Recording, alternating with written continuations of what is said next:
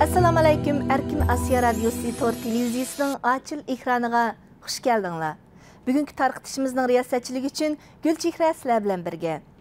Bugungi yarım soatlik maxsus programmamizni 5-iyul voqeasining 7 yilligiga bag'ishlaymiz.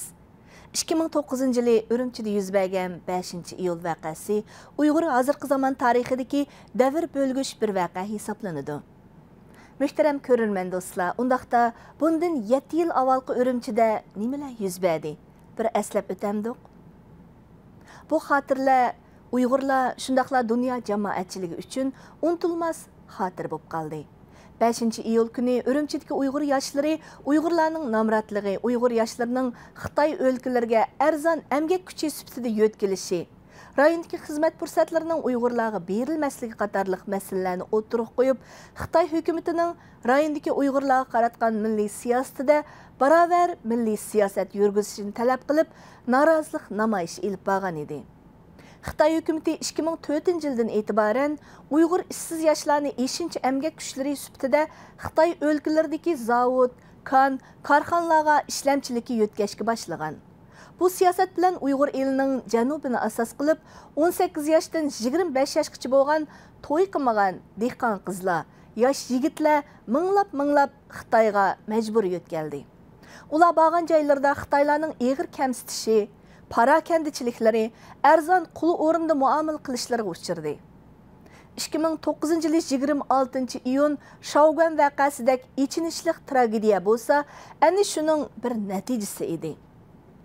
To'qqizoq noyasidan 5-chi emgak kuchlari sifatida Guangdong o'lkasining Shaugan shahri Shuri o'yinchiq zavodiga elib kelingan 819 nafar Uyg'ur yoshlari tayoq, to'qmoqlar bilan bostirib kirgan bir necha minglagan Xitoylarning rahimsizlarcha irqiy hujumiga uchirdi.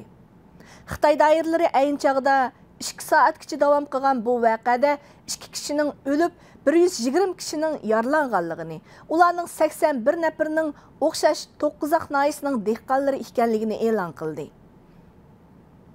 Shaugan voqeasi shohidlari bilan ilib borgan telefon ziyoratlarimizdan bo'lsa, voqeaning haqiqiy sababi oshkor bo'ldi. Ya'ni ular qonliq irqiy hujumga uchirganligini, o'lgan va yaralangan Uyg'urlarning intayin ko'p ekanligini bildirishdi.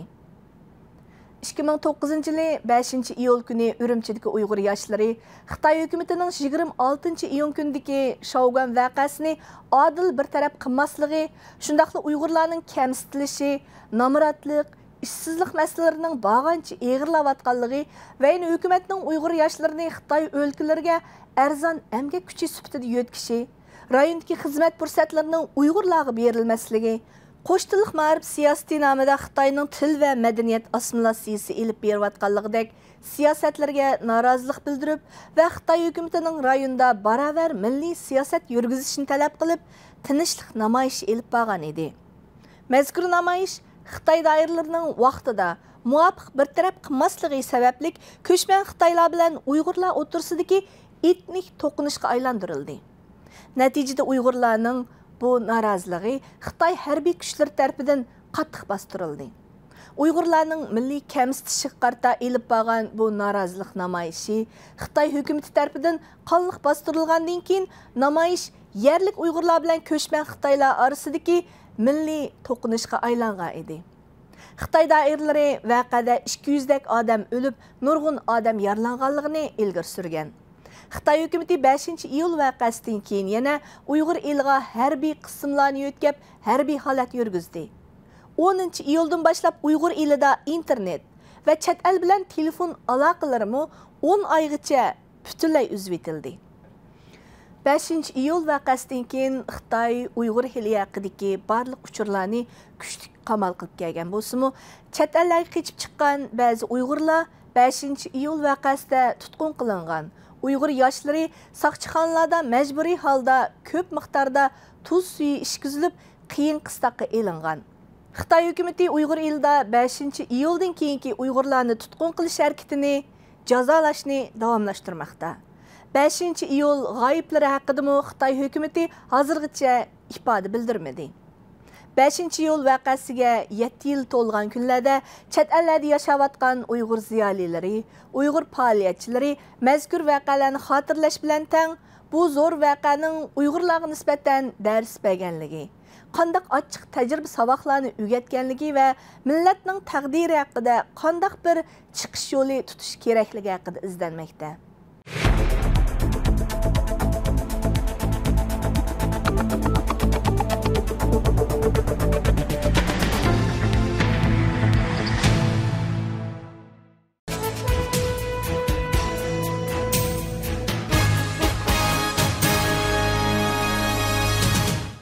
Şu 7-ci 5-ci yıl vaqada ben dükkan üstünde şu bir yerin içkide boğa vaxtı peşimde okap Ahmet'ti peşimde okap çıksam şu ona bana telefon gelip kaldı.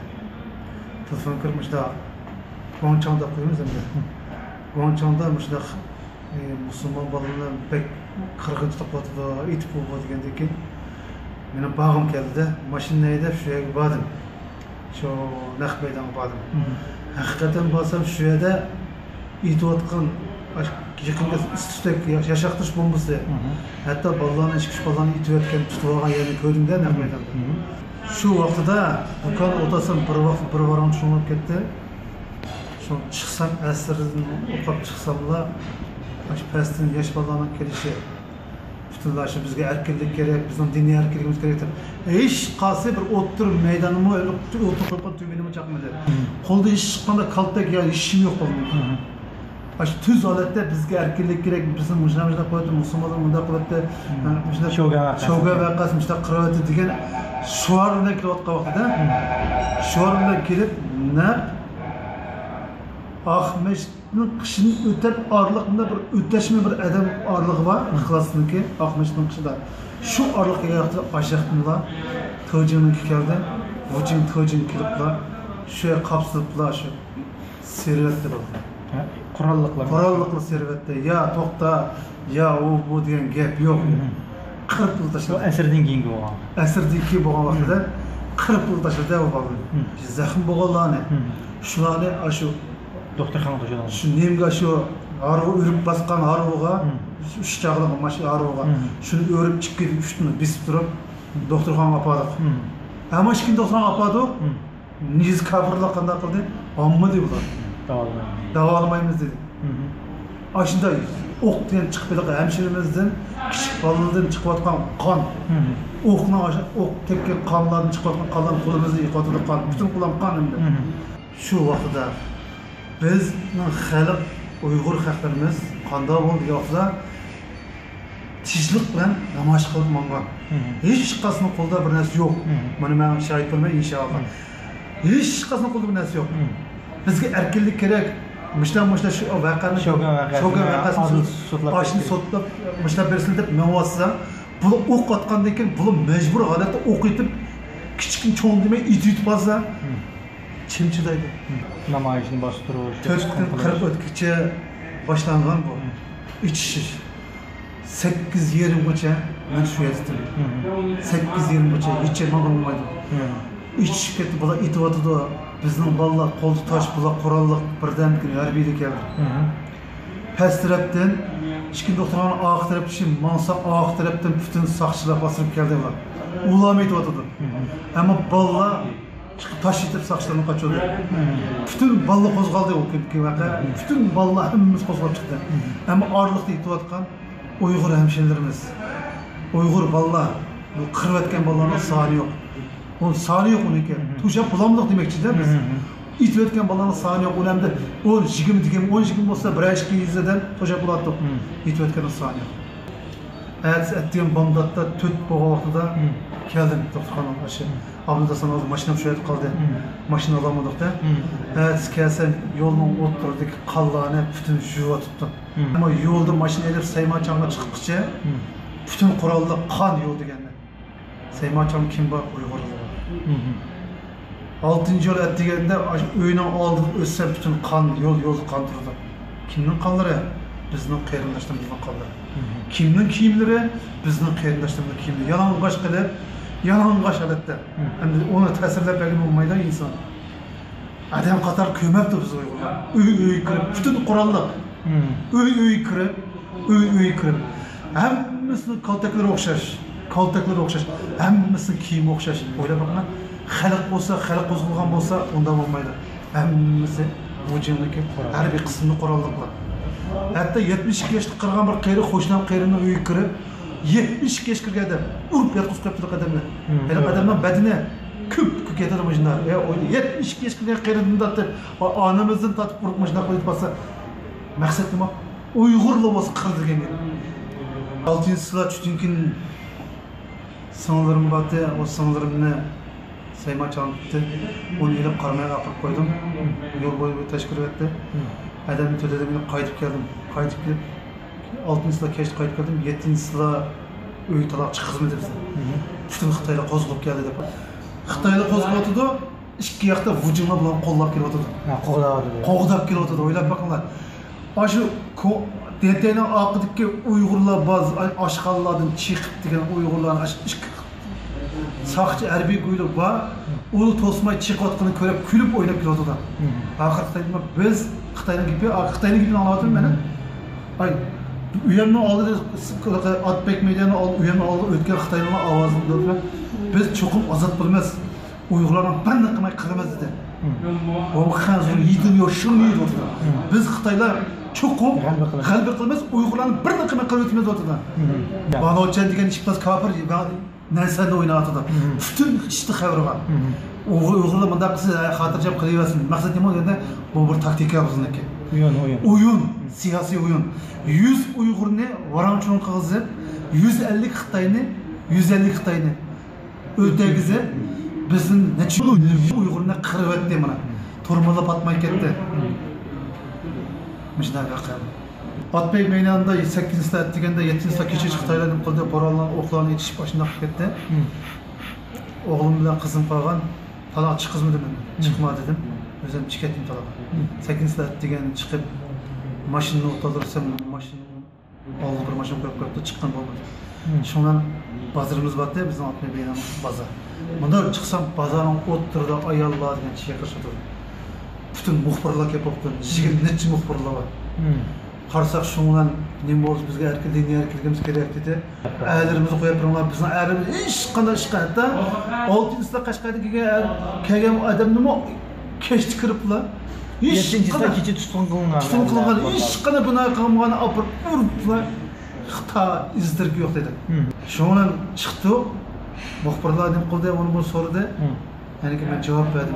Mesela bir de ahval miyagicha muxbirlar shunday so'zladi. Şu ayaqlarla basırıp geldi, hatta muxbirlardan tatib ketdi. Past tarafda To'jiniki tepede bütün harbiylik tankı bilan kelib, oyal kichik deymay qattiq urib etdi. Mana ko'z oldimda. Bela ko'kmayqili qiz qanday oldi? Sherka Xitoylarga hali. Xitoylar vaqan qiz olma, 2 kundan u qiz olma izdirki yo'q dedi. U qiz olma hozir o'lim ya hayat emasligi yo'q dedi. Faqat mushunday qilganlik uchun Xitoy sen kafir sen ket deganlik uchun onun istirki yo'q. Naq maydonda bir seriqmay kelib bir balni tutib oldi. Shunday qo'lga qarib ilib mangan bir ko'rinish bor. Shu balning ahvolini qanday bo'lgan? U balni men to'laydigan bola. U balnimi ismi nima bo'lgan? U balning ismi Muhammaddi, hozir ismini o'qimayman. İsmi biroq ismi Muhammaddi. U balning hozir istirki yo'q. Keyin anlasak ayoli anlasak yo'qlab qoldik biz. O'ldi, o'lim xavri yo'q deb bir yil qoldi-da endi. Shunga bizlarni şu gündeki işleştik güzel nima deganda adam qatori ko'rmay adadin ziyod uribdi. Bu meni tutqun qilib mana Saymachan tutib oldi. Sen davlatning partiyasi urilgan deb gapirib so'zladimi?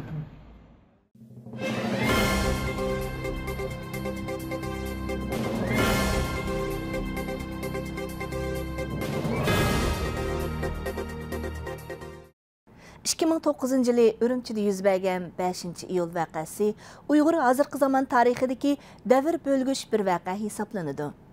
5 iyul Ürümçi vaqasının 7 yıllığı münasebeti bilen Uyghur Milli Hareket rehberi Rabia Qadir Xanımның çağırığı, Dünya Uyghur Qurultayı ve Caylardaki Uyghur teşkilatlarının teşkilleşi bilen bütün dünya miqyasida hicretde yaşavatkan Uyghurlarının keng külemlik faaliyetleri arkalık hatırlanmakta. Rabia Qadir Xanım məxsus ziyaretimiz için bugün istansımızga qadam təşrif qildi. Hürmetli görürmenler, bunundan 7 yıl avval, yani 2009 yılı 5 iyul, Ürümçide yüz bergen Ürümçi vakası, hazır mı Uygurlar şundaqla dünya cemaatçiligi üçün yeni hatırladır. 5 yıl Ürümçi vakası, Uygurlarning hazırkı zaman tarixidagi davr bölgüş ehmiyetga ega bir vaqa. Bu münasebet bilan bugun Açil ekranımızda o'rinlashtirgan maxsus programmamizda bir qimmatli mehmonni taklif qildik. U bo'lsa-mu Uyghur Milliy Hareket rahbari, Dünya Uyghur Qurultayining raisi, Uyg'urlarning ruhiy onasi deb ta'riflanayotgan Rabia Qadir xonim biz bilan birga. Rahmat. Rabia Qadir xonim, sizni qizg'in qarshi olamiz.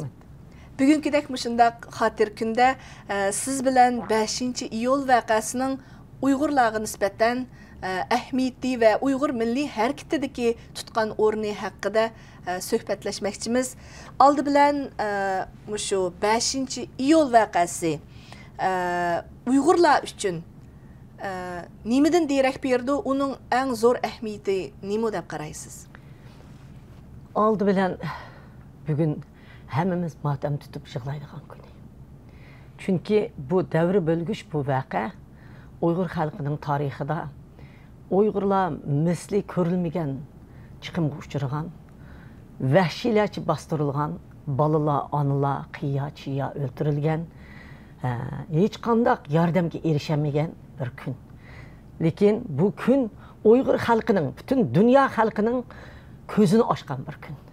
Gerçi Xitoy hukumati Uyg'urlarni bu kuni shunda qattiq bostirdik, bizning huquqimiz va yo'qotdik degan bo'lsa-mu, Uyg'ur xalqi ana shu davr bölgüç 5 iyul vaqasi o'zining o'lgan qarindoshlarining qini bilan va shu to'lagan badal bilan o'zining ko'zini ochdi, o'zini ozod qilmasi qat'iy bo'lmaydiganligiga, endi o'yganmasi bo'lmaydiganligiga ko'zi yetdi. Demak, 5 iyul vaqasi Uyg'ur xalqi uchun dunyoning Uyg'urni tonishi uchun va bizning harakatimizni oldiga siljib, yanımı texmi mustahkam qadamlar bilan oldimizga menishimiz uchun, bütün Uyg'ur xalqi o'zining uyultashdek ittifoqlashishi uchun, Uyg'ur xalqi bir-birini yetaklashi uchun nihoyat cho'ng asos solgan bir harakat deb qarayman. Endi mushu Uyg'urlar to'lagan badallarni ko'z oldingizga akaganda 5 iyulda Uyg'urlar uchirgan eng og'ir chiqim nima bo'ldi deb qaraysiz? Eng og'ir chiqim g'oyib bo'lganlar bo'ldi, xonim. Nima uchun? Bu g'oyib bo'lganlar faqat yo'qolib ketganlar bilan cheklanmaydi. 5 iyul vaqasi kuni kashda chiroqni o'chirib qo'yib tong otqicha qirg'in qilganlar shu g'oyib bo'lganlarning birisi. Demak, ularning jasadlarini haq uyqusini ichib bo'g'ichi süpürüp juyup ep ketdi. Ana şu matem ular g'oyib bo'ldi. Uningdan boshqa o'ylarga berib, yosh balalar, otalar, onalarni tutib ketdi, g'oyib bo'lib ketdi. Ularning bir qismi o'qning ichida o'lgan bo'lsa-mu, bir qismi pichoqning tigida adam savdogarlarining qo'lida, Bintvan doktorlarida g'oyib bo'ldi. Buning bir isboti Patigul mana. Patigul qo'lamdan minglarcha Patigul qo'lamlar bor. Chunki Xitoy hukumati bolalarni izlashga, dunyoga balları üçün müracaat qilishga ruxsat qilmay, agar ruxsat qildikan uning bir tuqqanlarini tutish, ota-onalarning qo'liga ilish, qattiq siyosatni yurgizganlik uchun shunga Uyg'urlar hatto o'zining yutib ketgan farzandlarini, ukallarini og'zidan chiqarmayotdi. Demak, eng cho'ng badal to'lagan, eng cho'ng ziyon bo'lgan narsa mushu g'oyib bo'lgan odamlar, uningdan qolib qolsa, qo'lga ilinib hozirgacha turmida ketayotgan 10 minglarcha odam. Bu intayin çoğun bedel tölegenlik deb qarayman. Lekin bundaq bedel töleş bilen to'xtab qolgani yo'q. Uyg'ur xalqi o'zining kurash ideyasini aql qaytgani yo'q. Uyg'ur xalqi bir narsani to'nib ketdi. Uyg'ur xalqi biz o'tir yo'lda mengimiz deb baxti, yumshoq yo'l bilan mengimiz deb baxti, ittifoqlashib yashaymiz deb baxti, millatlar ittifoqi degan Xitoy hukumatining shuariga ishinib baxti.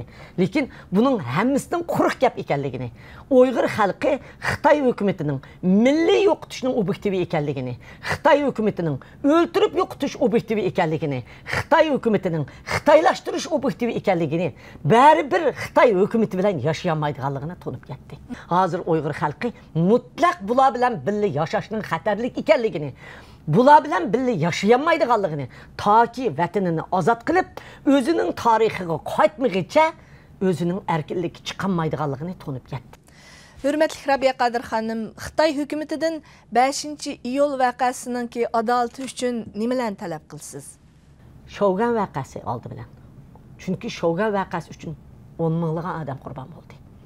Onun dikin 5 iyul vəqəsidə g'oyib bo'lganlarga javob berish kerak. O'ltirilgani qayerga ketdi, tutib ketgani qayerga ketdi. Onundan keyin turmida yetayotgan necha 10 ming gunohsiz mahbuslarni qo'yib berish kerak. Onun dikin Xitoy hukumatı Uyg'urlarni terrorist, Uyg'urlarni davlat dushmani, Uyg'urlarni millat dushmani deb tashviqot qilishni to'xtatish kerak. Chunki siz bir narsaga diqqat qildingizmi-ki, Shouga vaqasida muxbir xonim minglığan Xitoy xalqi qarab turibdi. Yüzligan Uyg'urni ashadi kaltak bilan urib o'ltirib atganda bir odam rahmi qilib onu qutuldirib qolmadi. Yana bir narsaga diqqat qilingki, muxbir xonim, 6 yoshlik bolani qo'llariga dassab, shunchalik chiroyli bir bola ashadiki yüzligan Xitoy xalqiga qarab, onalar qarab turdi, dadalar qarab turdi. Bola onalar bilan dadalarning ko'ziga talmirgan holda yig'lab olsa, hammasi kulib turdi. Ularni nima shunday xushlantiribdi? Nima shunday rahimsizlantiribdi? Xitoy hukumatining Uyg'urlarning ustidan epirayotgan yolg'on tashviqoti Xitoy xalqining qalbini muziltiribdi, ham Xitoy xalqini shunday rahimsizlashtiribdi.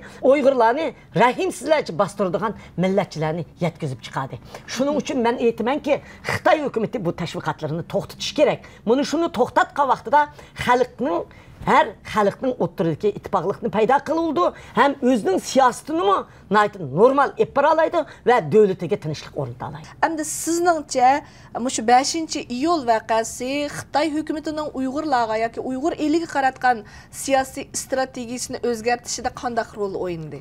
Nayt cho'ng rol o'ynadi. Xitoy hukumati Uyg'urlarning uyg'onib ketganligini ko'rdi. Uyg'ur xalqining anda qirivasi jim yotmaydiganligini bildi.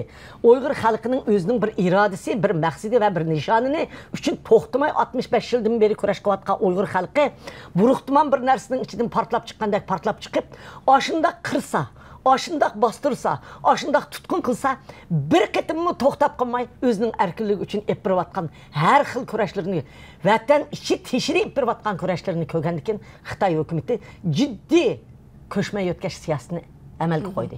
Shuning bilan Uyg'urlarni keng ko'lamda bostirish, pasport masalasi, Uyg'urlarga bo'lgan milliy siyosatni, diniy bostirish, milliy yo'qotish, tilni yo'qotishni tezlashtirish, Uyg'urlarni ishkirlarga yo'tkashni tezlashtirish, tarqoqlashtirishni tezlashtirish, markaziy hukumatda Sharqiy Turkistonning Uyg'ur xalqining Xitoy davlatining ajallik manfaati bo'lgan bu Uyg'ur xalqini qanday qilib o'zining davlatining parchalanib ketmasligi uchun tutib turish tadbirlarini, har xil tadbirlarini jiddiylashtirishga majbur qildi. Hurmatli Rabiya Qadir xonim, sizningcha bu Xitoy hukumatining 5 iyul va uningdan keyingi ilib berayotgan siyosatlari Uyg'urlarning irodasiga qanday ta'sir ko'rsatgandi?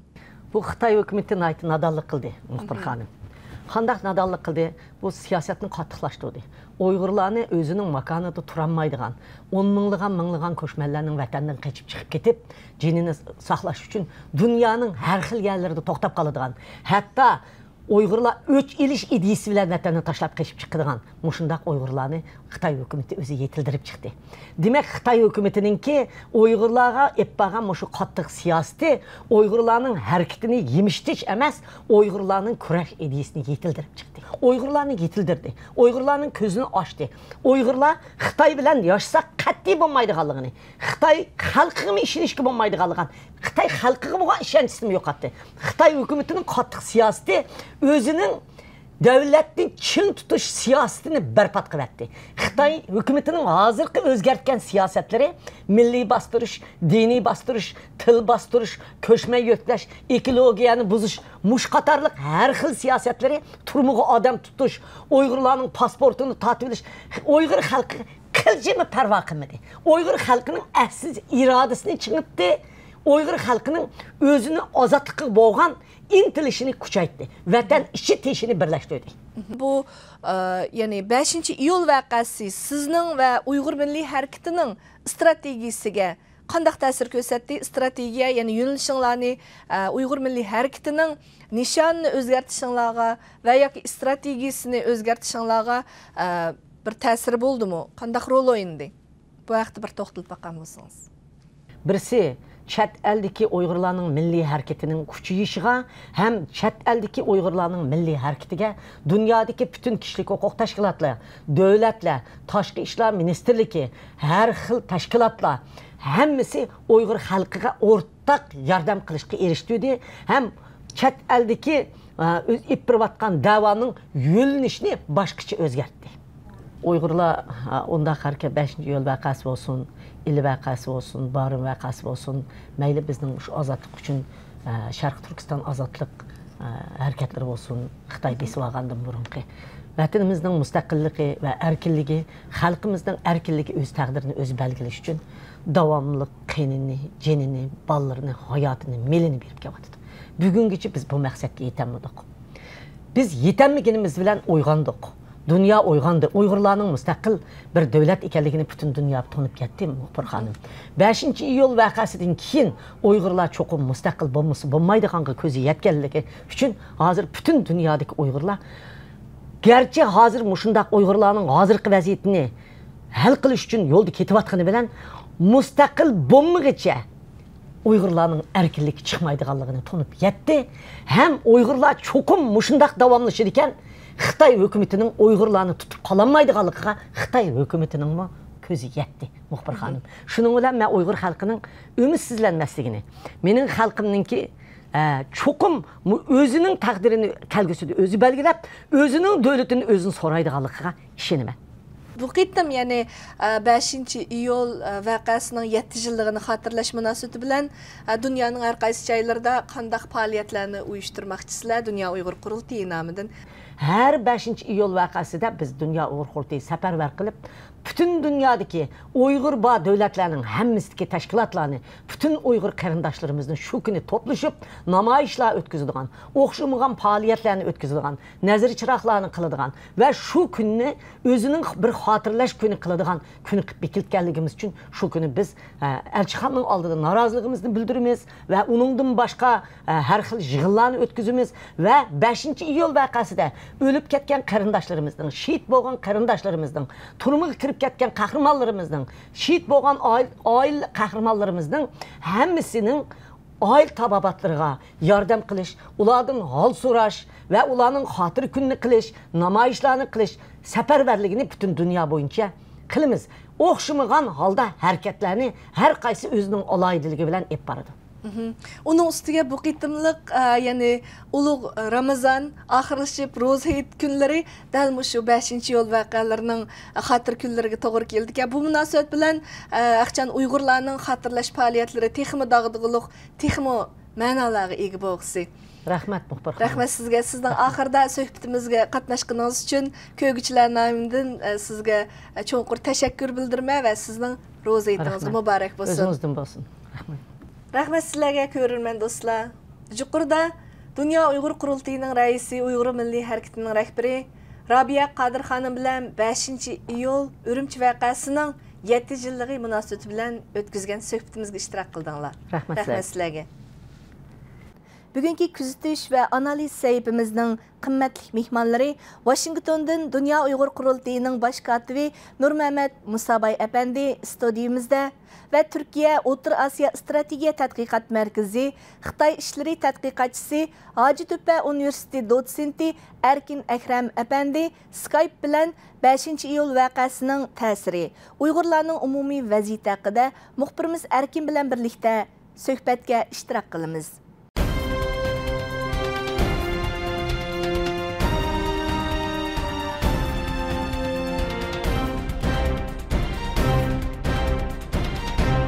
Assalamu alaykum, hörmətli televizor ko'rguvchilar. Kuzatish va analiz programmasiga xush keldinglar. 2009 yılı dal mushu mezgilda Urumchida dunyoni zilzilaga solgan bir voqea yuz berdi. Bu hammamizga ma'lum bo'lgan 5 iyul voqeasi. Uning hozir 7 yil bo'lgan bo'lsa-mu, ammo mazkur voqeaga aloqador nurg'un narsalar hozirmi bir sir bo'lib kelyapti. Nurg'un savollar javobsiz qelyapti. Şu munosabat bilan biz bugun mazkur programmamizni dal mushu voqeaning 7 yilligiga bag'ishladik. Biz bugun ikki qimmatli mehmonni studiyamizga taklif qildik. Ularning biri Dunyo Uyg'ur qurultiyining bosh kotibi Nurmamat Musabay apandi. Xush keldingiz Nurmamat apandi. Hoş bulduk. 5 Bu yerda yana bir qimmatli mehmonimiz bor. O bo'lsa doktor Erkin Akram. O strategiya, ya'ni Turkiya strategiyalik tushunchalar tadqiqot markazining Xitoy masalalari tadqiqotchisi. Shundaqla Hacettepe Universiteti dotsenti. Hoş geldiniz Erkin efendi. Hoş bulduk. Hammamiz bilamiz Uyg'ur ayının 5 iyuldan burunqi vaziyatini nazarda tutgan vaqtimizda, hamda shu vaqtdagi uningdan ilgariki vaziyatlar hammamizga oydin, bu yerda uni takrorlamayman. 5 iyul voqeasiningki shu vaqtda yuz berishi bir muqarrarlikmidi. Ya'ni vaziyat mushundaq bir zo'r to'qinishning yuz berishiga qistab olganmidi. Bu masalaga qanday qaraysizlar? Oldi bilan Erkin Akram efendi siz bir qarşınızını javob berib baqsangiz. Bu vaka təsadüf bir vaka emas hamda. Aşına digil buludu. Xitayning ki hazır Türkistan'da yürütülen siyasetinin ki bir neticesi. Milli cihetinde yapılsak bu rayondaki asas milleti bulan Uygurlar özünün ki bazı kişilik haklarını, bu siyasi, iktisadi, cemiyet ve medeniyet hatta ifade degandek bu haklarını uçuruş için tırışıvatkan bir ahval. Onundan başka Xitay'daki Şarkıstan'da yürütülen o siyaseti, yani asas millet siyaseti Türkistan'daki tarafiyetiga cevap veremeydik halde hazır. Şunu jığıp kelgen çapta uzun vadeli bir suçluk bir sebep dedi. Bu mesele doğrusu da bunu bir Erkin efendi bayan dedi, bunu bir tesadüfi hadise emas dedi. Bu hakikaten bir tesadüfilik emas mıydı? Bu çokum yüz berdiğin bir mukarrarlik mıydı? Bunun Erkin degandek bu tesadüf emas, bu yani Xitoy hokimiyatining uzaq mezgilli Sharq Turkiston ilib olgan siyosatining mas'uli. Uningga faqat ma'lum bir sabab bo'lgan bilan, ammo u chiqish tegishlik bir hadisa edi. Va Xitoy hukumatining Sharq Turkistonda ilib borayotgan keyingi 49ni buyoq ilib borgan, ya'ni qattiq qo'l siyosati buning sababidan bu dem chiqadi. Endi har bir namoyishning Sharqistonda bo'lgan namoyishlar, ya'ni 1949dan buyon har xil namoyishlar bo'lib keldi. 85, 83, keyin 90, 97 bo'lgan. Hammasininki baş sebepkari yetildirgüçi Xitoy hukumati, ama her bir namoyishga bir ma'lum bir sebep pilti, yani şu namoyishni qo'zg'ish bir omil bo'ldi. Bu 2009'dagi 5 iyul voqeasining qo'zg'ishchi harakat Shogan voqeasi. Yani bunun ikki sabab, birisi namoyishni maydon keltirgan Xitoy hokimiyati, ama qo'zg'ashga sabab bo'lgan Shogan voqeasi. Xitoy hukumati nimani ko'zda tutib bununla tedbir almadı, yani aldığın iliş bir tedbirini almayı bu namayışın yüz berişine yol koydu. Bu hazırgıça bunun bir düşünce vermedi hükümet. Ama sizler ne de oylaysızlar? Nurmehmet efendi siz qanday qaraysınız? Bence Xitoy onun aldın bulduğanlığını bildi de bilmeydi. O vaqtda Xitoy hamma uçurlardan ma'lumot xabari bor. Endi voqeaning Xitoy unchalik taraqqiy qilib, unda cho'ng'ib ketishini mo'ljallanmagan. Shunga Xitoy uni endi qo'yib berdi, normal namoyish shakillik, ama kontrol qilolmag'achqa oxirdagi namoyish oxirida cho'ng'ib ketdi. Xitoyning o'ylig'idan cho'ng bo'lib ketgachga oxir Xitoy qattiq qo'llik bilan bosdi. Xitoy hech bir zaman Uyg'urningki aqtalab namoyishlarga chiroyli qonunliq bir, ya'ni silq sipay bir muomala qilib boqqan emas, qattiq qo'llik bostirish ilib borgan. Doktor Erkin efendi siz qanday qaraysınız bununla? Xitoy hukumati nima uchun, nimani ko'zlab buning oldini olmadi? Yani Uyg'urlarning g'azab nafratini sal çağlap kaldı mı?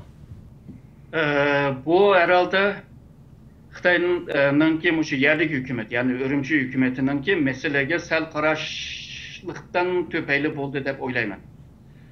Çünkü özgü boğan işkence güçlü, çoğun devlet, bu Türk Uygurlarının ki bu baş kaldırışını biz bastıralayımız dep oylayan boz gerek dep oylayman. Çünkü misalga 85-86'nın koca hareketleri bu. Bunu sebebini biletti ya. Kaldığını biletti ama aldığını almadı. Holcu vakasını desek mi 97'deki bunu mu özümlük kurup bu isim bile bunda vakanı çıkargan oldu. Nurmehmet efendi bunu qanday qaraydi ki, bu yerda bir tajribasizlik yoki u misol bir sal qarash omili yoki bo'lmasa markaziy yerlikning bir-birini aldash, bundaq bir omillar o'tirliqda bormi bu voqeaning yuz berishining yoki kelib ketishida? Bunda Xitoy hukumati bunda tajribasizlik emas, tajribasi bor. Yani bay Erkin dedi, yani tariximizda nurg'un namoyishlar bo'lgan. Xitoy hammasidan xəbəri var, aldın uçuru var, həmməsiga məlumatı var. Uyğur oquvchilarning namoyish qilib, bu namoyishning bundaq cho'ngib ketishib, unda xalqaro ta'sir qo'zg'ab ketishini bular faraz qilmagan. Balki namoyishning ta'siri, uning ijobiy ta'siri, balki biz shuncha qurbon bergan bo'lsakmi, ijobiy ta'siri tarixda muhim rol o'ynadi. Ammo bu yerda yana bir omil bor. Xitoy hukumatining ichidagi ba'zi guruhlar mushundaq bir to'qinishning yuz berishini xohlash ehtimolligimi bor, chunki buni bana qilib Uyg'urlarni tozalashni planlagan bir guruhlar mavjud deydigan ba'zi qarashlar bor, ammo buning to'g'ri xatoligini bilmaymiz. Bu masalada Erkin apandi siz qanday bir fikrdasiz?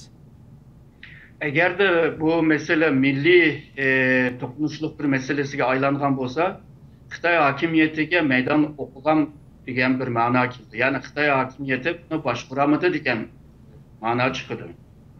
Agarda o'ziga ishonchi kuchli bo'lmagan taqdirda Uyg'urlarni o'tirib chiqib qo'yib, ondan keyin o'tirib qilishi nihoyatda xatarli ahvol davlat. Hem xalqaradan tanqidga kirdi, hem de rayondanki muqimligini qo'yamaydigan holga. Nurmat apandi.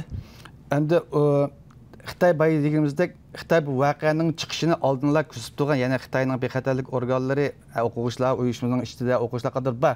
Ya'ni bu namoyishning chiqdigidan, ya'ni torlarda bu voqealar hali e'lon qilinib bo'lgan ekan, ya'ni chiqish namoyish chaqiriqlar bo'lgan. Hukumatning xabari bor. Endi qo'yib berishlik sabab balkim Xitoy shuni qo'yib berib, balkim o'zining bir ko'zlagan bir maqsadiga yetish uchun qo'yib bergan bo'lishi mumkin. Ya'ni oldinlanmay qo'yib berdi deganda. Qanday maqsadi deb o'ylaysiz buni? Maqsadi balkim shuning ichida, ya'ni burungi bizning vaqtimizda echilib sayrada ziyolarni sayritib, uning ichidagi millatchi, ideyasi kuchli, vatanparvar kishilarni chiqqandek, buning ichida o'quvchilar ichidagi vatanparvar, ya'ni Xitoy hokimiyatiga, Xitoy siyosatiga qarshi bir o'quvchi ziyolilarni bir yig'ib o'tish maqsadi bo'lishi mumkin. Buni yo'q degan olmaydi. Xitoy har xil o'yin o'ynaydi. Shunda maqsadni qo'yib bek, lekin Xitoy o'ylagandek bu namoyish undaqilqa adil bo'lmay, buning xalqaro ta'siri bo'lib ketib, biz Xitoymi o'zining ko'zlagan maqsadiga yetgan, ya'ni nurg'unlagan ziyolarimizni tutdi, o'quvchilarni tutib ketdi, yo'qolib ketdi. Ammo namoyishmi bir ma'lum ijobiy ta'sir paydo qildi. Ya'ni xalqaro Xitoyning obraziga xalubdan ta'sir qildi. Endi bu yerda yana bir voqea bor. Kishilarning alohida diqqatini qo'zg'agan Uyg'ur ayollarining namoyishi. Sizlarning nazaringlarda bu qanday rol o'ynaydi tashqi dunyoning mush voqeani tushunishiga? Erkin apandi. Sharq Turkistonda voqea bo'layotganligini hammadan biladi. Chunki mushu Barin voqeasidan G'o'lji voqeasiga, oxirida mushu Urumchi voqeasigacha ve şundaqla Urumchida ve bazı şehirlerde bombalarning patlashi, nurg'un davlatlar buni bir axborot şekilde bunu ta'kid qilyapti. Ama G'o'lji voqeasi bilan Urumchi voqeasi bilan birlikda bu dunyoning matbuotlarga chiqishga boshladi. Ya'ni dunyo xalqiga bu xabarlarni bildirgan bo'ldi. Bu ve konkretni şu 6. sıradaki ayollarning namoyishi qanday rol o'ynaydi? Nurmat apandi shu voqeada. Chunki bu ayollar bolalarning chiqishi dunyoda bak g'ulg'ul qo'zg'ab ketdi-ku bu voqea. Endi bay deganda endi balkim bu 5-yil voqeani Xitoy qo'yib berib o'zining maqsadiga yetaman deb yetamaganligining birinchisi buningda namoyishdan oxirida ayollarning namoyish qilish orqali Xitoy bizni bu Uyg'urlar Xitoylar qarshi o'ltirdi, qirdi deganga qarshi Uyg'ur ayollar namoyishi uni ag'dirib o'tdi Xitoyning axborotini. Ya'ni u yerda bir Xitoyning qirg'in shaklda, qirg'ilda ilib olganligi, tutqun ilib olganligi, Uyg'urlar qattiq bir bostirishning bo'lganligini ifoda. Shuning natijasida masalan xalqaro tashkilotlardan Islom birligining tashkiloti, ya'ni boshqa birlashgan davlatlarning ba'zi mas'ul organlar Urumchiga ziyorat qilib, u yer naq maydonni tekshirdi, masalani aniqladi. Ya'ni 5-iyul voqeasi Uyg'ur tarixidagi Uyg'ur davosini xalqaralashtirishda eng pallik yetkazgan bir voqea. Shuningga uning ahamiyati tarixda boshqa namoyishlarga qaraganda muhim deb o'ylayman. Nayt ko'p rahmat sizlarga Erkin apandi, Nurmat apandi bugungi suhbatimizga qatnashganligingizga va qimmatli fikrlarni berganligingizga. Rahmat. Rahmat. Televizor ko'rguvchilar yuqorida kuzatish va analiz programmamizni ko'rdinglar. Turkiya strategiyalik tushunchalar markazining tadqiqotchisi Erkin Akram apandi va Dünya Uyghur Qurultayining bosh kotibi Nurmat Musabay apandilar bilan ipagan suhbatimizda diqqatingizga bo'ldi. Xayr xo'sh. Kelar qitim ko'rishgacha omon bo'linglar.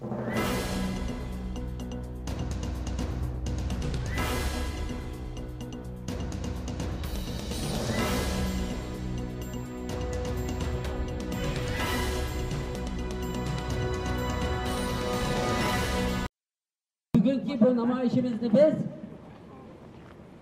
Sharqi Turkistonning davlat marshi bilan boshlaymiz.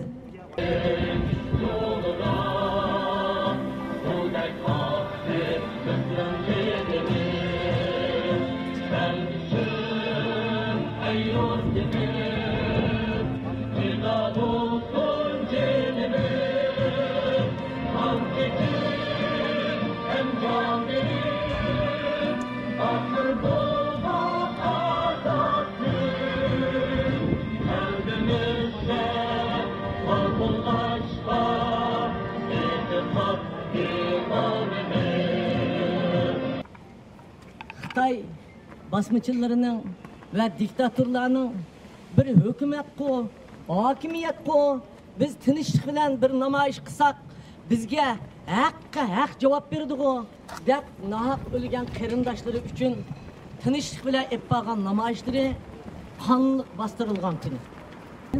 Ana oshundoq qurban berdi.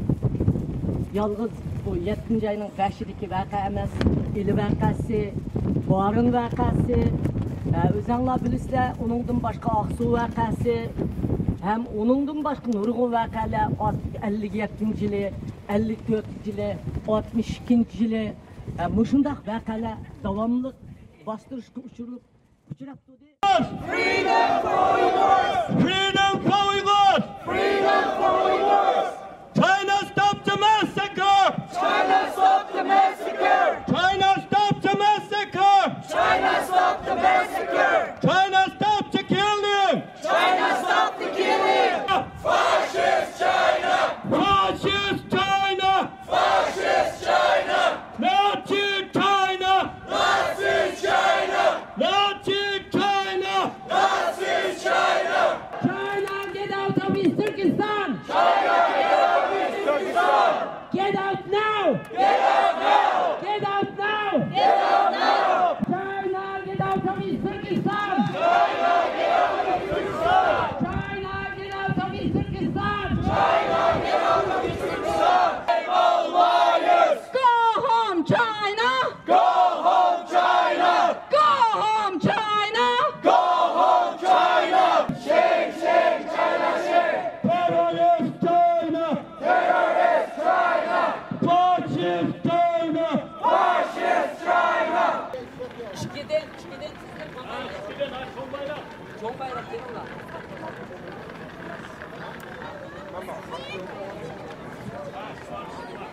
Shame on China! Terrorist China! We want justice! We want freedom! We want freedom now! We want freedom now! Terrorist China! Terrorist China! China stop the massacre! China stop the massacre! China stop the massacre! China stop the killing! China stop the killing!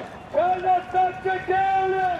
China stop the killing! Human rights for Uyghurs! Human rights for Uyghurs! Human rights for Uyghurs! Shame on Xi Jinping! Shame on Xi Jinping! Shame on Xi Jinping! China lies, people die! China lies, people die! No freedom, no peace! No freedom, no peace! No freedom, no peace! Freedom for Uyghurs! Freedom for Uyghurs! Freedom for Uyghurs! Freedom for Uyghurs! China, stop the torture! The massacre! China stop the massacre! China lies, people die! Xi Jinping lies, Uyghurs die! Shame on liars! Shame on liars! Shame on liars! Shame on liars! Shame on China! China stop the torture! China stop the torture! Freedom for East Turkestan! Freedom for East Turkestan! Freedom for East Turkestan! Freedom for East Turkestan! China lies! China lies! China lies! People die! China lies, people die! China stop the genocide! China stop the genocide! China stop the genocide! China stop the genocide! Xitay hükümetinin vatanimizden Xitay faşistlerinin çıkıp gitişini biz Xitay hükümetinden talep qilamiz. Talab qilamiz. Chiqib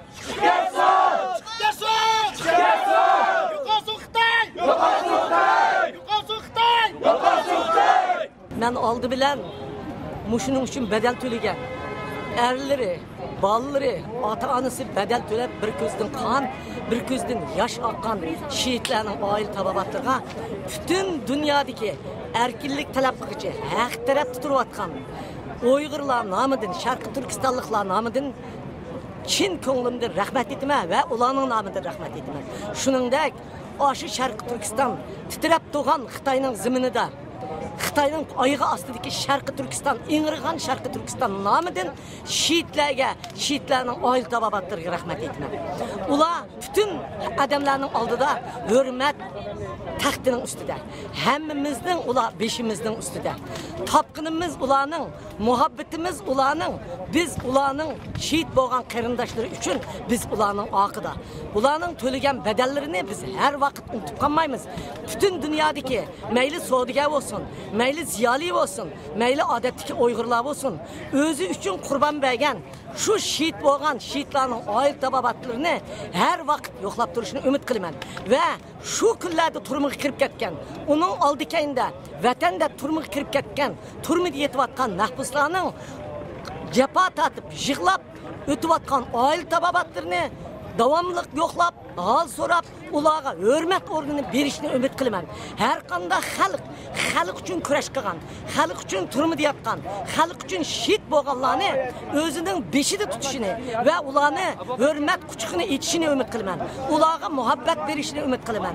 O'zimning oilasi va o'zim nomidan ularga rahmat aytaman. Tatgan ajrlariga Allohning ularga rahmati ato bo'lsin.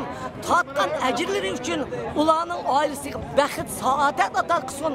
Ularning tatgan ajrlari uchun vatanimiz ozod bo'lib, shu shehidlarning oila tabobatlariga vatanimizning qahramonlik medallari taqilib, to'nlari kiyilsin. U shu qabristonlarda gullar unib chiqib, hammamizning shu yerga kirib tavobkorimiz bo'lsin.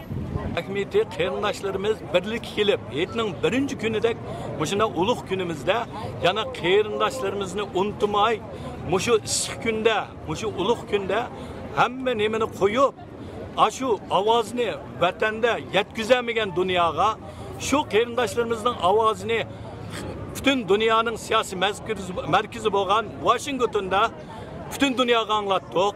Yo'llar mangdoq japoga chirab balla, cho'nglar va Rabiya xonim bo'lmasdan cho'ng yoshlar. Hamiz mengib mashakallik. Buning ahamiyati nihoyatda cho'ng.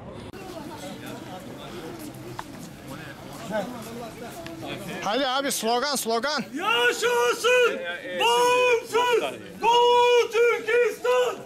Yaşasın bağımsız Doğu Türkistan!